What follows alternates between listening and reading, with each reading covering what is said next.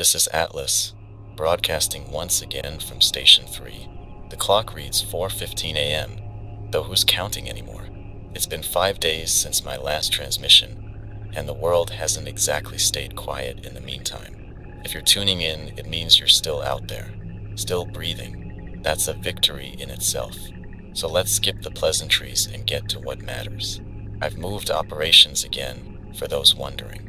The fog creeping through the lowlands made my previous station feel like a trap waiting to spring. Now I'm in higher ground, an old fire watchtower with a view of miles in every direction. The air's clearer up here, but there's something different about it, like a static charge just beneath the surface. It feels alive, electric, and heavy enough to weigh on your lungs if you stay still for too long. Whatever it is, it's a welcome change from the suffocating fog that swallowed everything below. Traveling here wasn't simple. The paths I took weren't the ones I planned. Roads that once ran straight twisted unexpectedly, like the land itself was rewriting its own map. At one point, I doubled back without realizing it, only to find myself at the same crossroads I thought I'd left behind hours ago. The signs were still there, half broken and rusted, but the words had faded, like the world wanted me to forget where I'd been. If you're still relying on old maps, you might want to reconsider. The terrain has its own ideas now. On my way, I came across something I can't quite explain. There was a farmhouse perched on the edge of a crumbling cliff. The cliff itself was all but gone, with only a narrow strip of land keeping the house from plunging into the abyss below. It shouldn't still be standing. Any other structure would have collapsed long ago. But there it was, defying gravity as if it had been planted there on purpose. I approached carefully, half expecting the ground to give way beneath my feet, but it held firm. Inside, the house was untouched, pristine, too pristine. The floors were clean, the furniture upright, and there was a child's backpack sitting by the front door as if someone had just left it there. The air smelled faintly of something sweet, like honey, but there were no signs of life. No footprints, no disturbed. Even the cans of food in the pantry were arranged neatly, their labels unmarred by time. It was as if the place had been preserved in amber, frozen in a moment that didn't belong to this world. I didn't stay long. Something about the stillness felt wrong, like I wasn't supposed to be there. The land around the house was no less unsettling. The cliff edge seemed to shift when I wasn't looking, inching closer to the structure as though it were waiting for the right moment to take it. And then there were the trees, bent inward, their branches curling like they were whispering secrets to one another. The wind didn't touch them, though I could hear it howling in the distance. If you're in the area, you'll know the place when you see it. Trust me, you won't forget it. Just don't linger. The air itself felt different as I moved further north. Not lighter, but sharper, like it was saturated with something unseen. The kind of air that makes your skin prickle and your instincts scream at you to keep moving. That's when I saw the lights, dim, blue, and hovering in the distance near an old set of railroad tracks. They didn't flicker or sway, just floated a few feet above the ground, illuminating a patch of earth as if marking it. At first, I thought it might be a trick of the light or some leftover relic of military tech. But as I got closer, I realized it was neither. The air around the lights grew thick, almost viscous, as if it were trying to hold me back. My steps became heavier, my breathing more labored. Whatever those lights were marking, it wasn't for us. I didn't push my luck. Turning back was the only sensible option. But those lights are still out there, waiting. If you see them, take my advice, don't get curious. That was my welcome to this new vantage point. A reminder that even in the higher ground, the rules of the world are breaking faster than we can adapt. It's not just the land shifting anymore. It's the very air we breathe. Something's moving, unseen but ever present, and it's not waiting for us to catch up. The farmhouse wasn't the only strange thing I came across on the way here. There's something about the land now. It feels like it's holding its breath. On my second night out, I spotted something moving in the distance. Not infected, not animals. It was a convoy. 6 vehicles, armored, loud, and purposeful, heading west. They didn't stop, and I didn't make myself known. There's wisdom in silence these days. especially when you don't know what's inside those vehicles. What caught my attention wasn't just the size of the group, but the emblem painted on the lead vehicle. 3 concentric circles with a jagged line slashing through them.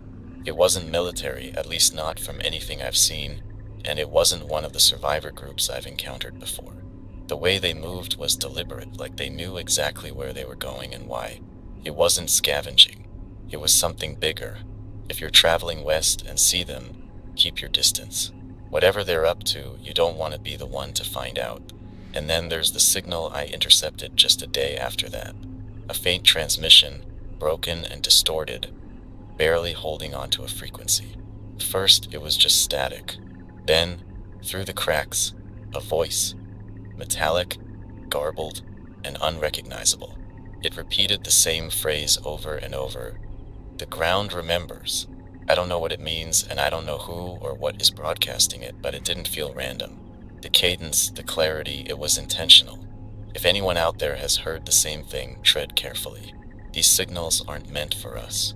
They're messages, but to whom I can't say. Speaking of what's buried, there's been chatter about underground storage facilities out in the Central Plains. Survivors say they found old military stockpiles, fuel, medical kits, even weapons. Useful, right? But here's the catch. One group described hearing rhythmic knocking from deep inside a bunker they were searching. It wasn't machinery, not the kind that would have been left behind. It sounded too deliberate, too alive. They left without taking everything they found, which should tell you all you need to know. If you're going to dig into the past, be ready for it to dig back. It's not just the land holding secrets. The rivers are restless again. I passed by one on my way to this tower. A broad, fast-moving stretch of water that seemed alive. The current wasn't just flowing downstream. It was surging backward, pulling debris and silt against gravity. The air around it was damp, heavy, and smelled of rust and decay. I saw fresh footprints near the bank, but they stopped abruptly at the water's edge. No drag marks, no sign of a struggle, just gone. If the rivers are changing, we'll need to rethink how we approach them. Water's supposed to give life, not take it. The wildlife isn't right either. I've been watching the birds. They're not scavenging anymore, not like they used to. Crows have been circling the same spot for hours, silent and focused, like they're keeping watch over something. Deer too. I saw a line of them standing on a ridge, perfectly still, all facing the same direction. Their heads didn't turn when I passed, and their breathing was shallow, almost non-existent. It's not just survival instinct. It's something else entirely, something deliberate. Nature's not acting like nature anymore. It's organized. That's not the only pattern I've seen. There's a forest to the east of this tower, and while I was scouting for a safe route, I found something carved into the trees. 3 slashes in a perfect triangle, repeated on trunk after trunk, forming a trail that led deeper into the woods. I followed it for a while, curious but cautious. The deeper I went, the more the air seemed to change. It got colder, and the silence pressed in like a weight. Eventually, I reached the end of the trail. A flat stone, smooth and dark, with the same 3 slashes etched into its surface. I didn't stay long.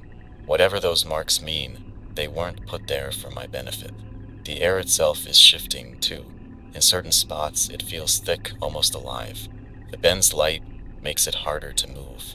I noticed it most around the lights by the tracks, but it's not confined to those areas. Even up here, where the view stretches for miles, there are moments where the air ripples like heat rising off asphalt. But it's not heat. It's something colder, more deliberate. If you felt it, it's unmistakable. The silence, though, that's what gets me. It's spreading. Entire stretches of land where the world seems to hold its breath. No wind, no animals, not even the sound of your own footsteps. It's a void and it's expanding. Survivors who've passed through these places describe the same thing. An oppressive stillness, like the air itself is watching. Some don't come back. Those who do never stay long. It's not just an absence of sound. It's a presence, heavy and undeniable. The rules are still breaking survivors. The land, the air, even the rivers, they're all moving to a rhythm we don't understand. Keep moving, stay sharp, and watch the edges of what you think you know. They're thinner than you realize. The world is tightening its grip, survivors, and the signs are all around us. I can feel it in the air and see it in the patterns. Something is happening, shifting beneath the surface, and it's not just the land, it's everything. The way we move, the way we think, even the way we survive is being rewritten. Let me tell you what I've seen. There's been a new kind of presence in the air, subtle, almost imperceptible, but it's there if you're paying attention. I first noticed it while crossing a stretch of open ground near the edge of an abandoned quarry. The air around me felt thick, charged, like the weight of a storm about to break. But there was no storm, no wind, just a faint hum that seemed to come from everywhere and nowhere at once. It was the kind of sound you don't hear with your ears but feel in your chest. I stopped to listen, to feel, and that's when I saw them, the shadows. They weren't mine. They were longer, darker, stretching across the ground like they had a mind of their own. There were no trees nearby, no structures, nothing to cast them. They moved, slow and deliberate, as if they were searching. I stayed perfectly still, barely breathing, and watched as one shadow passed so close I could almost feel its cold. Then, as suddenly as they appeared, they were gone, swallowed by the light of the rising sun. Whatever they weren't natural. Keep your eyes open. Shadows aren't always what they seem. The quarry itself was another story. I wasn't planning to stop there, but something about the place pulled me in. It wasn't curiosity, it was instinct, a feeling I couldn't shake. The ground was soft, almost spongy, and it pulsed faintly underfoot, like the heartbeat of a sleeping giant. I walked the perimeter, careful not to venture too close to the edge. That's when I noticed the carvings in the rock. Spirals, concentric circles, etched deep into the stone like they'd always been there. They weren't human-made, at least not recently. The edges were too clean, the patterns too precise. In the center of the quarry, there was a pool of water, black and still, reflecting the sky like a perfect mirror. I didn't go near it. The air around it felt wrong, heavy with an almost magnetic pull, as if it wanted me to step closer. I left quickly, marking the location on my map. If you're out there and you find a place like this, trust your instincts. Sometimes leaving is the only choice. While moving on from the quarry, I came across another strange sight. An old train depot, half collapsed and buried in overgrowth. The tracks leading to it were warped, curling upward like the fingers of a skeletal hand. Inside, the depot was empty, save for a single bench sitting in the center of the room. On it was a small stack of newspapers, yellowed but perfectly arranged. The top headline read, "Time Fractures Across the Region." The date was recent, too recent for a world where presses haven't run in years. I didn't touch them. Some things are best left undisturbed. Beyond the depot, I saw lights in the distance again. Not the hovering blue orbs, but something closer to a flicker, like the flash of a camera. They were erratic, appearing and disappearing at random, always just beyond the next hill. I followed them cautiously, keeping low and out of sight. They led me to the ruins of what might have been a small community, a handful of buildings scattered around a dry well. The lights stopped at the largest structure, an old schoolhouse, its windows boarded up and its walls covered in strange symbols. I didn't go inside. The air around it was still, too still, and the silence pressed against my ears like a warning. Whatever was in there didn't want company. And then there's the sky. Survivors, it's changing. I've seen it. The stars aren't where they should be. Constellations I've known my whole life are twisting, reshaping themselves into patterns I don't recognize. Last night, I saw something streak across the sky, bright, white, and impossibly fast, but it didn't burn out like a meteor. It lingered, leaving a faint trail behind, like the thread of a needle stitching something unseen. It wasn't alone. More followed, weaving in and out of sight, as if they were mapping the heavens. I don't know what it means, but it's not random. The land, the sky, even the air itself, it's all shifting survivors. The rules we knew are gone, replaced by something we can't yet understand. Stay vigilant. Trust your instincts. The world is talking to us, and we need to start listening. The roads are changing survivors, not just the paths themselves, but everything around them. Yesterday, I came across a stretch of highway that seemed to stretch forever, with no end in sight. The farther I walked, the more it felt like the road was repeating itself, looping back on me even though I never turned around.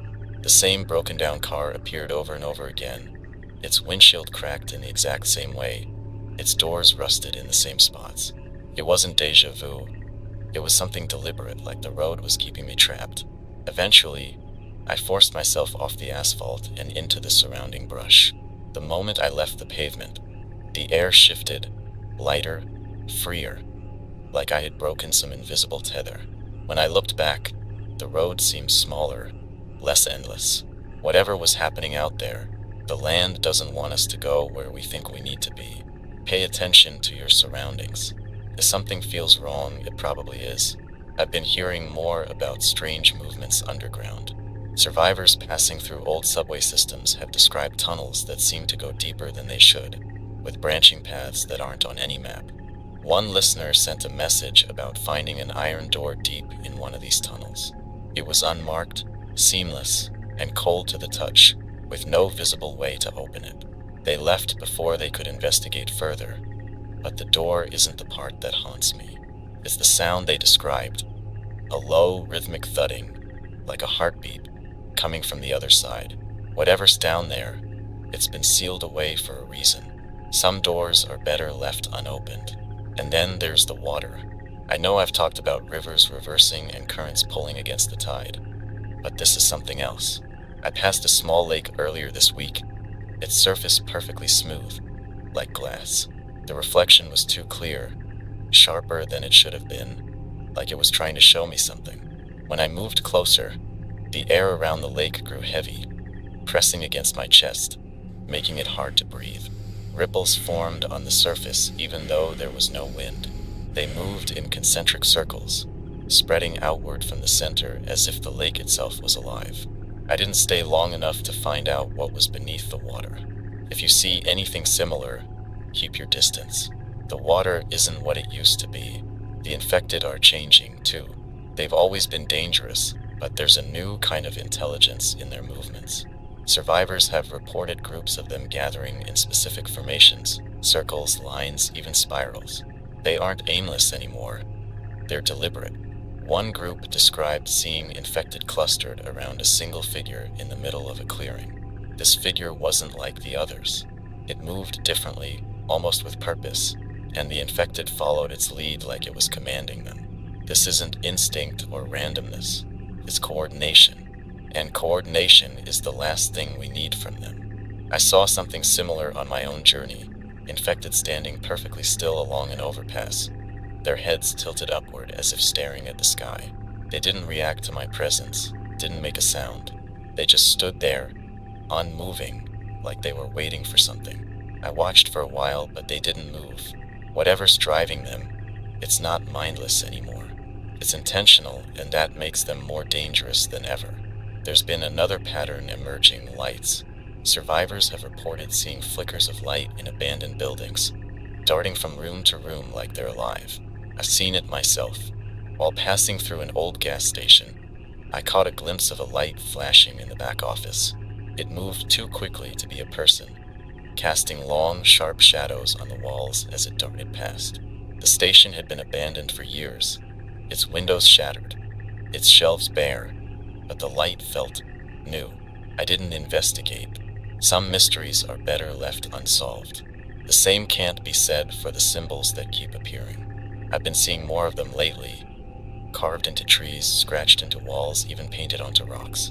Spirals, jagged lines, and concentric circles, each one precise and deliberate. They're not random. One survivor described finding a trail of these symbols leading to an old barn, its doors sealed with chains. They didn't go inside, and I don't blame them. If these markings are messages, they're not meant for us. Someone or something is leaving them, and it's not for our benefit. Even the wildlife is acting strangely. Birds circling in tight patterns, silent and methodical. Deer standing in perfect lines, their heads all turned in the same direction. I've even heard reports of wolves moving in unison, their movements too synchronized to be natural. It's as if the animals are falling into step with whatever's reshaping the world. If they're adapting, it's only a matter of time before we'll have to do the same. The rules are changing survivors. The ground beneath us, the water we rely on, the very air we breathe. It's all different now, and the more I see, the clearer it becomes. This isn't just a broken world. It's becoming something else entirely. Keep watching, keep listening. The answers are out there, but they're not going to come easily. The land doesn't speak in words, survivors, but it's telling us something. Everywhere I go, I see the messages, the warnings, the signs of a world twisting into something unfamiliar. A few days ago, while moving along an old back road, I came across a clearing. The grass had been flattened into a perfect spiral, the blades bent but not broken, as if something massive had pressed down and left no other trace. In the center of the spiral stood a single tree, its bark split open to reveal a faintly glowing sap oozing from the wound. The air around it was cold, unnaturally so, and I could feel the pressure in my ears, like standing at the bottom of a deep lake. I didn't stay long, but that image, the spiral, the tree, the sap, hasn't left me. It's not just the ground, either. The skies are changing, too. I've been hearing more about the lights, ribbons of color weaving through the clouds, too low to be natural and too deliberate to be random. Survivors have reported seeing these lights moving in patterns, flickering and pulsing like a heartbeat. One described a formation of lights spiraling upward, vanishing into the night sky without a sound. Another saw them hovering above an old industrial site, their glow reflecting off the rusted metal like they were scanning the area. Whatever these lights are, they're not passive. They're searching, watching, maybe even marking. If you see them, move carefully. You're not the only one looking. The infected are another story altogether. I came across a cluster of them yesterday, gathered around a burned-out vehicle on the side of the road. At first, I thought they were feeding, but there was no movement, no sound. They were just standing there, their heads tilted toward the ground, as if listening to something I couldn't hear. I watched from a distance, waiting for some sign of life or unlife, but they didn't move.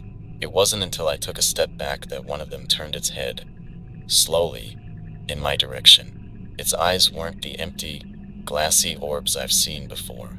They were sharp, focused, aware. I didn't wait to see what would happen next. Survivors have been reporting similar encounters. Infected moving with purpose, gathering in deliberate formations, and even responding to sounds in ways that suggest they're learning. One group described seeing infected clustered around an old transmission tower, their hands reaching toward the sky as if drawn to something beyond the visible. Another survivor reported hearing a low, rhythmic humming coming from a group of infected standing in a circle. It's not instinct anymore, it's organization, and that makes them a different kind of threat.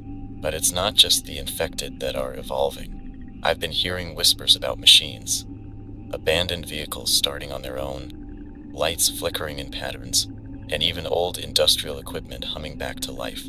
One survivor described seeing a bulldozer sitting in the middle of a field, its engine rumbling softly despite being rusted through. When they approached, the engine cut off abruptly, like it had sensed their presence. Another found a row of streetlights along a deserted highway, blinking in sequence as if guiding them somewhere. They didn't follow.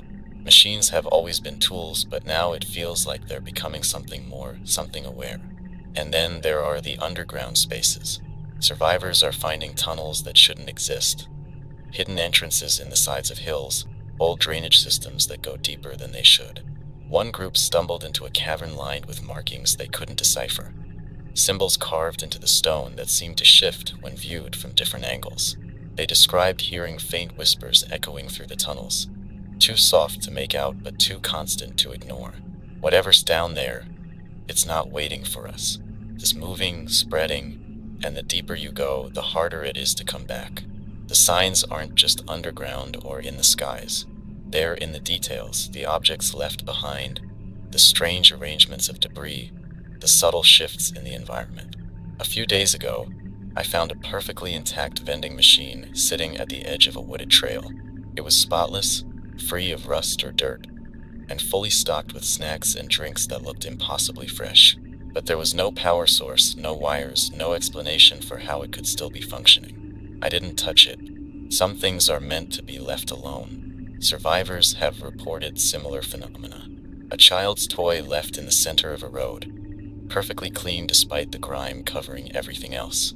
A set of keys hanging from a tree branch, polished and gleaming like they'd just been placed there. These objects aren't accidents. They're deliberate, placed where they'll be noticed, where they'll tempt. If you find something that feels too perfect, too out of place, think twice before taking it. The cost of curiosity isn't always worth the reward. And then there's the silence. It's not just the absence of sound. It's a presence, heavy and oppressive, pressing down like a weight you can't shake. Survivors have described entire forests falling silent. Not even the rustle of leaves or the chirp of insects. It's the kind of silence that makes you feel watched, even when you're alone. One survivor reported walking through a stretch of woods where the silence was so complete, they could hear their own heartbeat echoing in their ears. They didn't stay long, and neither would I. The world is full of patterns, survivors, but they're not the patterns we grew up knowing. These aren't the predictable rhythms of nature or the comforting routines of a world that made sense. These are new, deliberate, and unrelenting. Pay attention. The smallest detail could mean the difference between survival and being swallowed whole. The world isn't static anymore. It's moving, and it's not waiting for us to keep up. Survivors, the edges of the world are blurring. Everywhere I've been, there's evidence that reality is bending, reshaping itself into something unfamiliar. The roads twist, the skies flicker, the ground shifts, and even the shadows seem to have lives of their own. The old rules don't apply anymore, and the signs of this are only getting clearer. I've been keeping track of the strange occurrences I've encountered, and one pattern keeps standing out. The unnatural heaviness in the air. It's not the kind of weight you feel on a humid day or before a storm. This is something else entirely. The air grows dense, charged, and oppressive, making it harder to move, harder to think. I first felt it near a cluster of abandoned vehicles on the outskirts of a long-forgotten town. The cars were rusted, their windshields shattered, but the air around them felt alive, almost like it was watching. There were no signs of life, but I could hear faint whispers, too low to make out.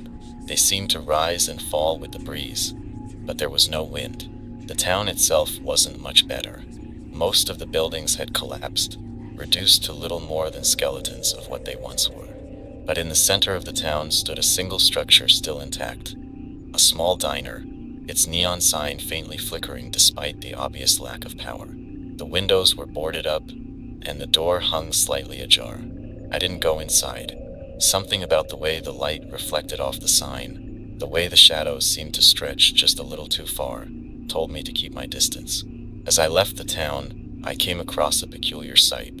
A line of crows perched along a broken fence, all perfectly still, all facing the same direction. They didn't scatter as I approached. They didn't even move. It was like they were frozen in time, their black eyes staring at something I couldn't see. I've heard survivors talk about similar things. Birds circling silently, deer standing in rows, wolves moving with eerie precision. Nature itself is shifting, falling in line with whatever force is reshaping the world. If the animals are adapting, it's only a matter of time before we'll have to follow suit. And then there are the lights. Survivors have been reporting strange, flickering lights appearing in places they shouldn't be. Abandoned factories, empty fields, stretches of highway where no power lines have run for years. These lights move erratically, darting and weaving like they're alive. I saw one just last night, hovering above a ridge not far from where I've set up camp. It wasn't steady like a street lamp or flickering like a flame. Pulsed, its glow shifting from blue to white and back again. As I watched, it moved closer, its light reflecting off the trees in strange, distorted patterns. I didn't stick around to see what it wanted. The infected are adapting as well. They're no longer the mindless, shambling creatures we once knew. Survivors have been reporting infected moving with purpose, forming patterns, and even coordinating their attacks. One group described seeing infected standing in perfect rows, their heads tilted upward as if listening to something beyond our understanding. Another survivor reported seeing infected gathering in a clearing, their movements synchronized, their actions deliberate. This isn't instinct, it's something else. And whatever it is, it's learning. It's not just the infected, either. Survivors have been finding symbols in places where they shouldn't be. Spirals carved into rocks, jagged lines etched into metal, concentric circles burned into the ground. These markings aren't random. They're precise, deliberate, and they're appearing more frequently. I came across one just yesterday, carved into the side of an old water tower. It was faint, almost invisible, but it was there. A spiral with smaller, branching lines radiating outward like the veins of a leaf. It felt purposeful. I don't know who or what is leaving these symbols, but they're not meant for us. The land itself is shifting in ways I can't explain. I've seen roads that twist and turn, leading to nowhere. I've walked through fields where the grass grows in perfect spirals, each blade bent but not broken. I've felt the ground tremble beneath my feet, a low, rhythmic vibration like a heartbeat pulsing through the earth. Survivors have reported similar experiences. Sinkholes appearing out of nowhere, rivers flowing uphill, forests where the trees seem to breathe. It's as if the world is alive, reacting to something we can't see. The silence is growing, too. Entire areas have fallen into an oppressive stillness, where even the sound of your own breathing feels too loud. Survivors passing through these zones describe feeling watched, their every move tracked by unseen eyes. One survivor told me about a clearing they found deep in the woods. The air was so heavy they could barely move, and the silence was so complete it felt like a weight pressing against their chest. They didn't stay long, and neither would I. The patterns are everywhere. Survivors, and they're becoming impossible to ignore. The lights, the symbols, the infected, the land itself. They're all connected pieces of a puzzle we don't yet understand. The world is changing, and it's not waiting for us to catch up. Stay vigilant, stay aware, and keep moving. The rules are breaking, and the only way to survive is to adapt. Survivors, I've been thinking about how the world has been rewriting itself. The signs aren't isolated anymore. They're everywhere. Every step feels like a negotiation with forces we don't understand. Let me tell you about what I've seen. A few days ago, I crossed a stretch of what used to be farmland.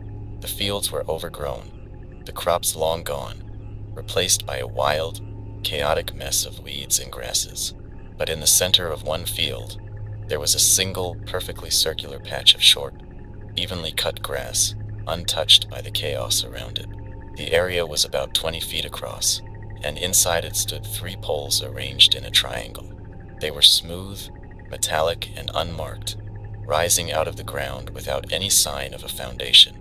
There was no hum, no sound, no indication of power, but they radiated a presence that made my skin crawl. Whatever their purpose, they didn't belong to this world. The infected aren't just evolving in behavior. They're showing signs of something more unsettling. Yesterday, I saw a group of them standing at the edge of a shallow river, their heads bowed, their bodies completely still. It looked almost reverent, like they were waiting for something. The water around them wasn't flowing the way it should. It was rippling outward in precise, concentric circles, as if something unseen was beneath the surface.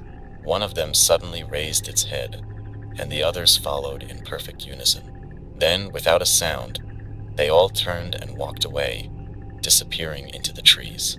It's moments like these that make me wonder what's driving them, what they're responding to. I've also noticed the land itself becoming less predictable. Hills that were once gentle slopes now rise sharply, cutting off paths that used to be easy to traverse.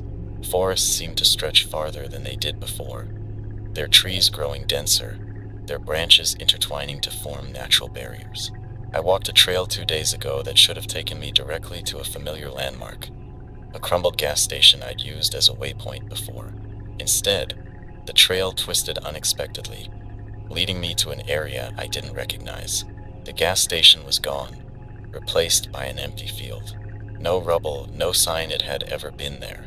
The world isn't just shifting, it's erasing itself piece by piece. The skies are another thing entirely.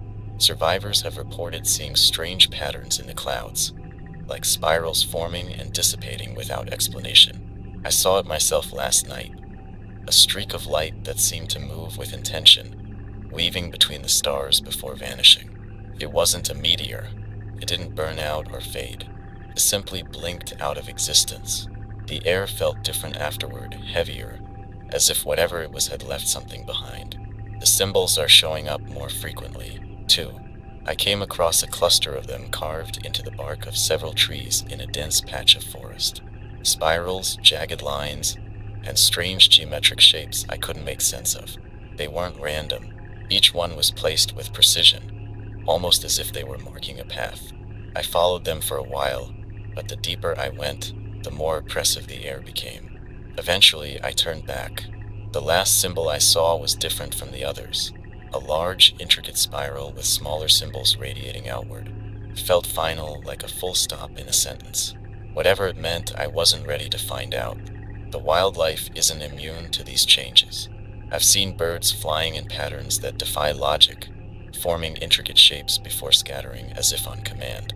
Deer have been spotted standing perfectly still in open fields, their heads all turned in the same direction, their breaths shallow and synchronized. One survivor told me about a pack of wolves that moved with military precision, flanking their group and herding them toward a cliffside before vanishing into the woods. Nature isn't just adapting, it's reacting. Water sources are becoming stranger by the day. Lakes and rivers that used to be reliable now seem to have minds of their own. I've heard reports of lakes glowing faintly at night, their surfaces rippling without wind. One survivor described standing by a pond that reflected the sky perfectly, but when they looked closer, the reflection didn't match what was above them. The stars were wrong, the clouds moving in ways that didn't align with reality. They left quickly, and I don't blame them. Water isn't just water anymore. It's a mirror, a gateway, a warning. Survivors, pay attention to the patterns. The world isn't random. It's intentional. Every spiral, every ripple, every shift in the land is a message. We don't know who or what it's meant for, but ignoring it isn't an option. Keep watching.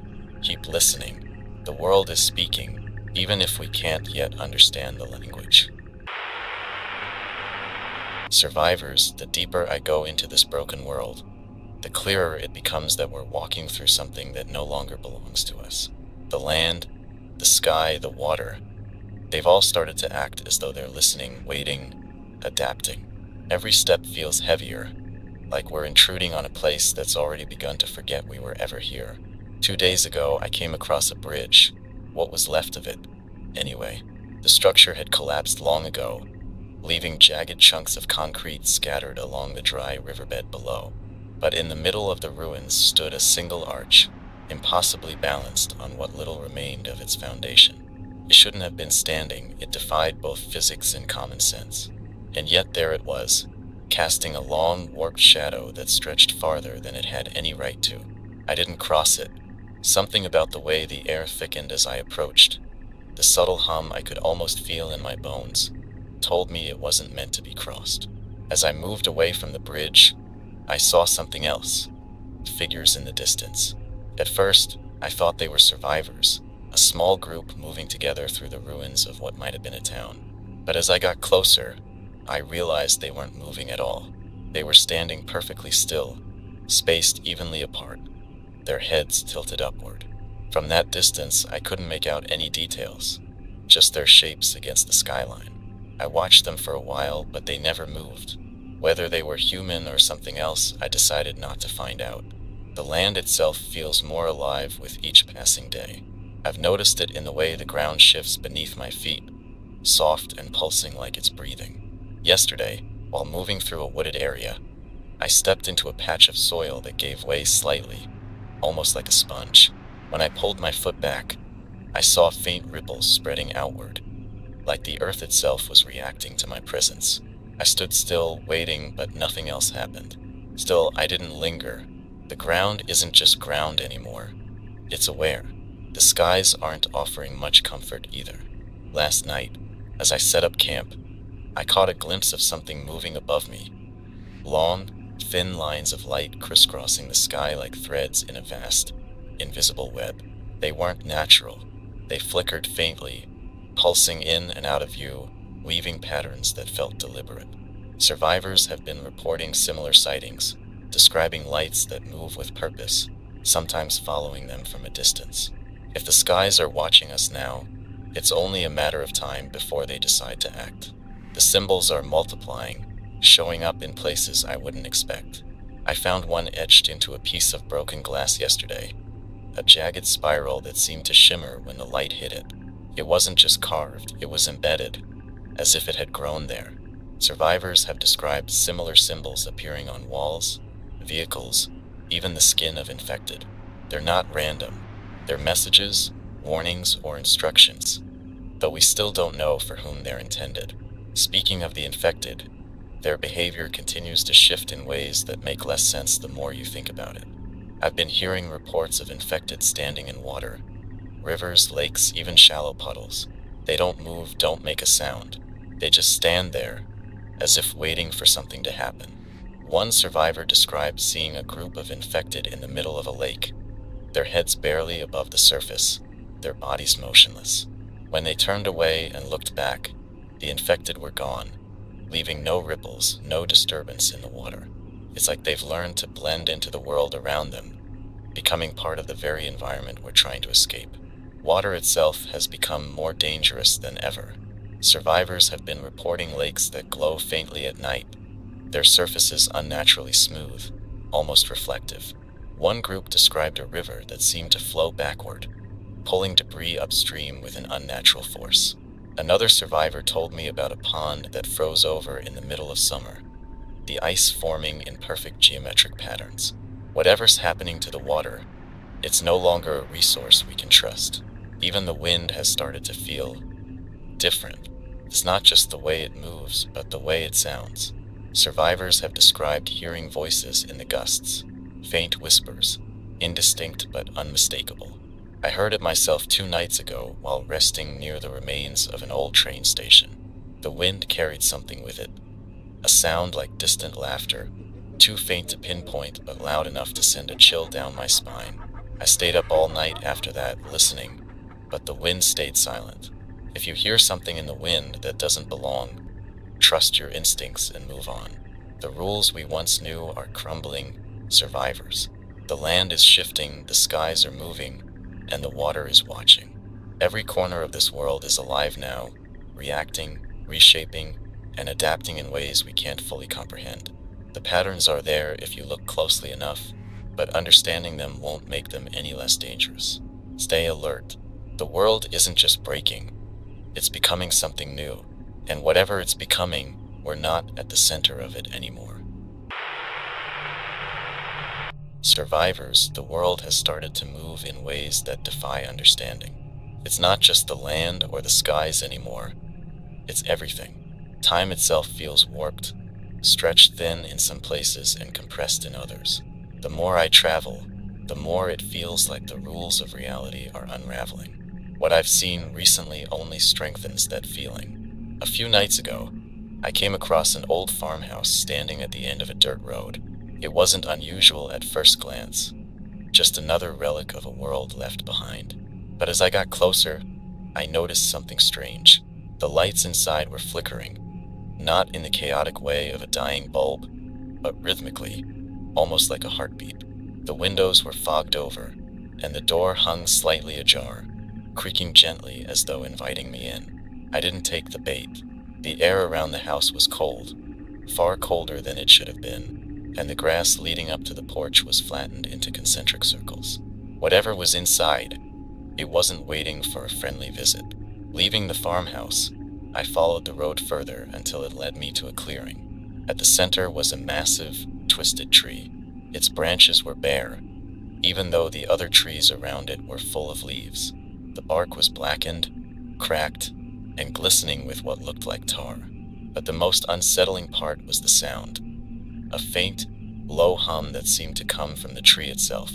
It wasn't loud, but it was constant, vibrating through the ground and into my chest.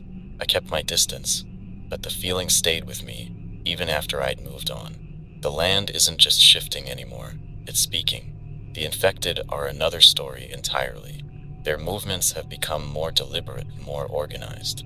I watched a group of them yesterday, standing in the middle of a deserted intersection. They were arranged in a perfect triangle, their heads tilted downward, as if in prayer. They didn't move, didn't make a sound. They just stood there, motionless, until the wind picked up. Then, as if on cue, they turned in unison and walked away, their steps perfectly synchronized. It's not random anymore, survivors. It's planned, and that should terrify us all. There's also been an uptick in reports of strange structures appearing in places where they don't belong. Survivors have described finding buildings that seem untouched by time, pristine houses with fresh paint and neatly trimmed lawns, standing alone in the middle of desolate wastelands.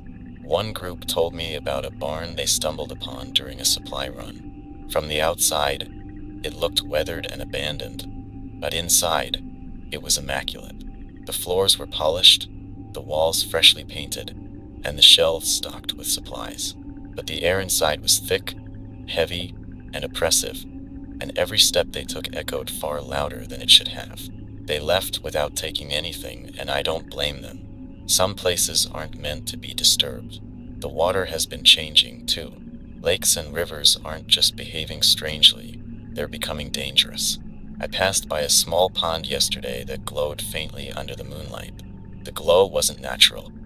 It pulsed rhythmically, casting long, eerie shadows on the surrounding trees. When I moved closer, the air grew colder, and my skin prickled as though I were being watched. The water was perfectly still, its surface smooth and reflective, but the reflection didn't match what was above it. The stars were wrong, the trees twisted, and there was something moving just beneath the surface. I didn't stay to see what it was. Then there's the silence, the spreading survivors. Entire areas have fallen into an unnatural stillness where no sound exists. I walked through one of these zones yesterday, a stretch of forest where the usual rustling of leaves and chirping of insects was completely absent. Even my own footsteps felt muted, swallowed by the oppressive quiet. It wasn't just the lack of noise that made it unsettling. It was the feeling of being watched, of something unseen pressing in from all sides. Survivors who've passed through these zones have reported similar sensations: heavy air, a sense of dread, and the overwhelming urge to leave. If you find yourself in one of these places, don't linger.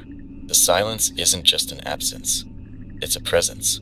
The skies aren't offering much comfort, either. Survivors have reported seeing strange formations in the clouds, spirals, geometric shapes, and flashes of light that move too deliberately to be natural. I saw it myself 2 nights ago. A series of faint, glowing lines appeared in the sky, weaving through the clouds like threads in a tapestry. They moved slowly, methodically, and then disappeared as suddenly as they'd come. The air felt different afterward, heavier, as though whatever had been up there had left something behind. The symbols are everywhere now. I found them carved into trees, etched into rocks, and even burned into the ground. Spirals, jagged lines, and intricate patterns that seem to defy explanation. I found one yesterday on the side of an old train car, a series of concentric circles with smaller, branching lines radiating outward. It felt deliberate, like it was marking something important. Survivors have reported similar symbols appearing near places where the land feels wrong. Glowing sap, twisted trees, and pulsating ground. Whoever or whatever is leaving these markings, they're not random. Survivors, the world is changing faster than we can comprehend. The land, the skies, the water, even time itself. It's all breaking down, reshaping itself into something we can't understand. The signs are everywhere, but understanding them won't make them any less dangerous. Stay alert. The world isn't just shifting, it's deciding, and we're not the ones in control anymore. Survivors, the world isn't just shifting, it's becoming something unrecognizable. Every mile I travel reveals more pieces of a puzzle that doesn't belong to us. The land, the air, the water, it's all moving to a rhythm that we can't hear.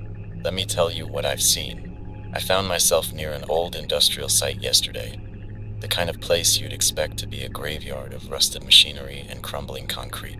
But it wasn't. The buildings were intact, pristine even, as though they had been frozen in time. The windows were clean, the doors unbroken, and the walls freshly painted in a stark, unnatural white. It felt sterile, untouched by the decay that had claimed everything else. The air inside was cold, unnaturally so, and every step I took echoed far louder than it should have. I didn't stay long. The longer I was there, the more it felt like I was trespassing somewhere I didn't belong. Outside the site, I came across something even stranger.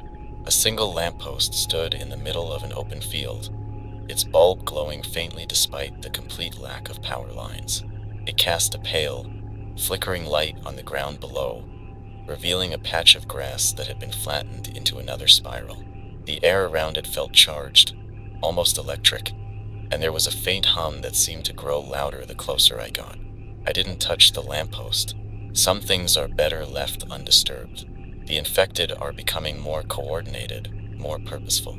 I came across a group of them standing in a straight line along the edge of a ridge, their heads bowed, their hands hanging loosely at their sides.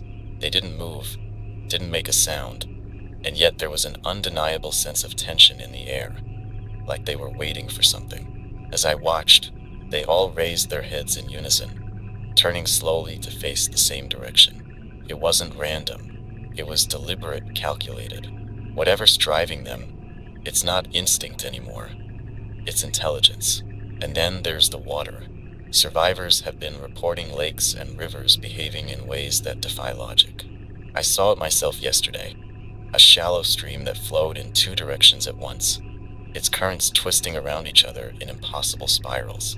The water was clear, but the reflections on its surface didn't match the world around it. Trees bent at unnatural angles, the sky was darker than it should have been, and there were shapes moving just beneath the surface, slow, deliberate, and watching. I didn't stay to see what they were. The skies are no less unsettling. Survivors have reported seeing faint lines of light stretching across the night sky, moving with an almost mechanical precision. I've seen them too, thin, glowing threads that pulse faintly before disappearing as though they were never there. One survivor described seeing a series of lights hovering above a deserted highway, moving in perfect synchronization before vanishing into the clouds. The air always feels heavier after they appear, as if they leave something behind. If the skies are part of this change, it's not for our benefit. The land itself is changing faster than I can keep track of. Hills rise where there were none before. Rivers carve new paths overnight, and forests seem to stretch farther with every passing day. I've heard survivors talk about trails that loop back on themselves, leading them in circles no matter which direction they choose. I've seen it too. Yesterday, I followed a path that should have taken me to the edge of a valley, but instead, it brought me back to the same clearing I had started from. The trees looked the same, the air felt the same, and yet the time on my watch told me I had been walking for hours. The land isn't just changing, it's controlling. The symbols are appearing in more places now. I found one etched into a boulder near the base of a cliff, a spiral with sharp, jagged lines radiating outward like sunbursts. Survivors have described seeing similar symbols carved into trees, burned into the ground, and even scratched into the sides of vehicles. They're not random and they're not meaningless. Whoever or whatever is leaving them, it's marking something, and I don't think it's for us. And then there's the silence. It's spreading, survivors, swallowing entire areas in an oppressive stillness that feels almost alive. I passed through one of these zones yesterday, a stretch of open plains where the wind didn't blow, the grass didn't rustle, and even the birds stayed silent. The air was thick, suffocating, and every step felt like an intrusion. Survivors who've passed through these places describe the same thing: a weight, a presence, and the overwhelming sense that they're not alone. If the silence is a message, it's not one we're meant to understand. The world is no longer what it was. Survivors. The infected are learning, the land is moving, and the skies are watching. Every corner of this broken world is alive now, reacting, adapting, and evolving. The patterns are there if you look closely enough, but they're not comforting. They're warnings, Reminders that we're not at the center of this story anymore. Stay sharp, keep moving, and remember, the rules we once knew are gone, replaced by something we can't yet comprehend. Whatever's coming, it's already here. Survivors, the world is unraveling faster than we can comprehend. Every day, the boundaries between the natural and the unnatural grow thinner, and the signs are becoming harder to ignore. The changes aren't subtle anymore. They're loud, deliberate, and they demand attention. I passed through a town 2 nights ago, or what was left of it. The buildings were barely standing, their walls caved in and roofs long gone. But there was one structure in the center of town that looked untouched. A church, its spire rising high above the ruins like a defiant reminder of what used to be. The windows were intact, the doors closed but not locked. I didn't go inside. Something about the way the light reflected off the stained glass, casting shifting patterns onto the ground, made it feel alive. The air around the church was heavy, suffocating, and the silence pressed in like a physical weight. Whatever was inside, it wasn't meant for me. As I moved past the town, I noticed another oddity. The ground beneath my feet wasn't behaving as it should. With every step, I felt a faint vibration, like the earth itself was trembling. It wasn't constant, more like a heartbeat, steady, rhythmic, and deliberate. Survivors have reported similar sensations. Ground that pulses, softens, or even shifts underfoot. It's as if the land is no longer stable, no longer solid. I didn't linger. The farther I got from the town, the fainter the vibrations became, but the feeling stayed with me. The infected continue to evolve in ways that defy understanding. I've been hearing more reports of them moving in formations, lines, circles, and even spirals. Yesterday, I saw it for myself. A group of infected stood in a field, their heads tilted upward, their bodies completely still. At first, I thought they were statues, but then one of them turned its head, followed by the others in perfect unison. They didn't move toward me, didn't make a sound. They just watched, their heads moving slowly from side to side, as though scanning the horizon. Whatever's driving them, it's becoming smarter, more intentional, and that should scare us all. There's been a rise in strange encounters with light. Survivors have described seeing faint glows in the distance, blue, white, and sometimes even red. These lights don't behave like natural phenomena. They hover, flicker, and move with purpose. I saw one just last night, a faint blue orb floating above a stretch of open road. It wasn't steady. It pulsed, growing brighter and dimmer in a pattern that felt almost like breathing. As I approached, the air grew colder, and the light began to drift away, moving just out of reach. I didn't follow. Some lights aren't meant to be chased. The symbols are becoming more intricate and more deliberate. I came across a series of them carved into a row of trees along a narrow path. They weren't the simple spirals or jagged lines I've seen before. These were complex, interwoven patterns that seemed to flow into one another, like pieces of a larger puzzle. Survivors have reported seeing similar symbols etched into walls, painted onto rocks, and even burned into the ground. They're not random and they're not meaningless. Someone or something is leaving these marks and they're meant to be seen. The silence is spreading, swallowing entire regions in a stillness that feels unnatural. I walked through one of these zones yesterday, a stretch of forest where even the wind refused to move. The trees stood motionless, their leaves hanging limp as though frozen in time. My own footsteps felt too loud, too intrusive, and the weight of the silence pressed down like a physical force. Survivors who've passed through these areas describe the same thing, a suffocating stillness and the overwhelming sense of being watched. The silence isn't just an absence, it's a presence, and it's growing. Even the wildlife isn't immune to these changes. Survivors have reported seeing animals behaving in ways that don't make sense. Birds flying in perfect spirals, deer standing motionless in lines, and packs of wolves moving with eerie precision. I saw a fox yesterday, sitting in the middle of the road. It didn't move as I approached, didn't flinch when I tried to scare it off. It just stared, its eyes unblinking, its body unnaturally still. I don't know what it was watching, but I didn't wait to find out.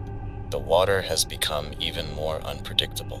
Survivors have described lakes that glow faintly at night, rivers that flow in impossible directions, and ponds that freeze over in the middle of summer. I passed by a small lake yesterday that seemed to ripple without wind.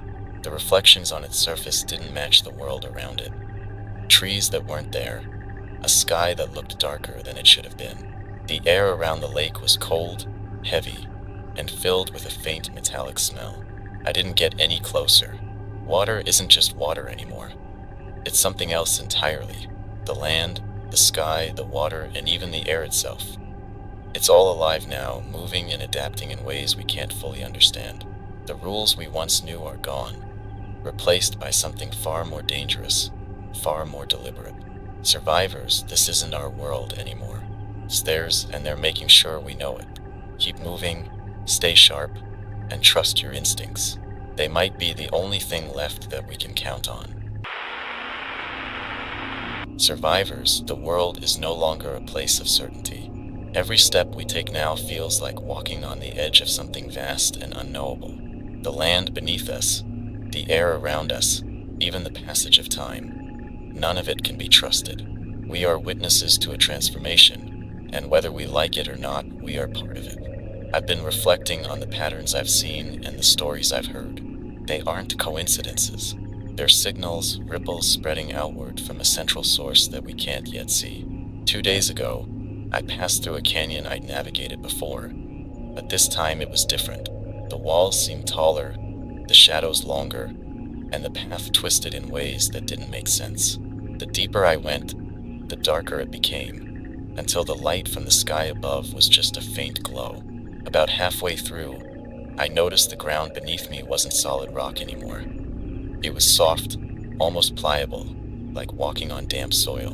When I looked back, the entrance was gone, replaced by more of the same endless, twisting canyon. I kept moving forward, and eventually the path opened up again, but the experience left me shaken. The land isn't just shifting, it's trapping us, steering us, testing us. The infected are becoming harder to predict. Yesterday, I saw a lone infected standing at the edge of a cliff. Its body was still, its head tilted downward as though it were contemplating the drop below. For a moment, I thought it might be one of us, another survivor frozen in despair. But then it turned its head toward me and I saw its eyes. They weren't vacant, they were focused, calculating. It didn't move, didn't make a sound. It just watched, and then, as if losing interest, it turned back to face the abyss.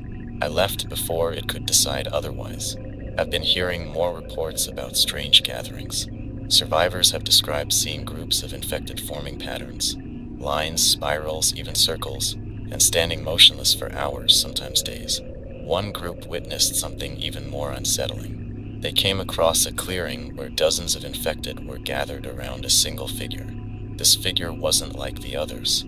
It moved differently, deliberately, and the infected followed its every motion. The group didn't stay long enough to see what would happen next, but the description matches others I've heard. Something or someone is guiding them, and whatever it is, it's gaining control. The skies have become just as unpredictable as the ground. Survivors have reported seeing lights that move in ways that defy logic, lines of light that weave through the clouds, glowing orbs that hover above abandoned towns, and streaks of color that flicker like lightning but make no sound. I saw something similar last night. A faint, shimmering arc stretched across the horizon, pulsing rhythmically like a heartbeat. It wasn't static. It shifted, growing brighter, then dimmer, as if responding to something unseen. The air beneath it felt charged, almost electric, and the ground seemed to hum faintly in response. I didn't stay to see what would happen next. Even the animals aren't behaving as they should. Survivors have described seeing birds flying in patterns too precise to be natural. Circles, spirals, and even formations that mimic the symbols appearing on the ground. I saw a line of deer yesterday, standing perfectly still in the middle of a road. Their bodies were motionless, but their heads all turned to follow me as I passed. They didn't scatter, didn't move, didn't blink. It was as if they were waiting for something or someone to give them a signal. Nature itself is no longer passive. It's part of whatever's happening. The water has taken on a life of its own. Survivors have reported seeing rivers that flow in impossible directions, lakes that glow faintly at night, and ponds that freeze over despite the summer heat. I came across a small creek yesterday, its surface perfectly smooth despite the wind rustling the leaves around it. The reflection on the water didn't match the world above. The trees were wrong, their branches twisting in ways that made no sense, and there was a figure standing in the reflection that wasn't there when I looked around. I didn't stay to figure out what it was. The symbols are becoming more complex, more deliberate. I found one etched into the side of a hill, a massive spiral with intricate lines branching out like veins. Survivors have reported seeing similar symbols carved into rocks, burned into the ground, and even scratched into the walls of abandoned buildings. They're not random and they're not meaningless. Whoever or whatever is leaving them, it's marking something important, and it's not for us. Survivors, the world is alive now, more alive than it's ever been. The land, the water, the air. It's all part of a system that's adapting, evolving, and reacting to forces we can't yet understand. The patterns are there if you look closely enough, but they're not comforting. They're warnings, reminders that we're no longer at the center of this story. Keep moving, stay vigilant, and pay attention to the details. The answers might not save us, but they're all we have left.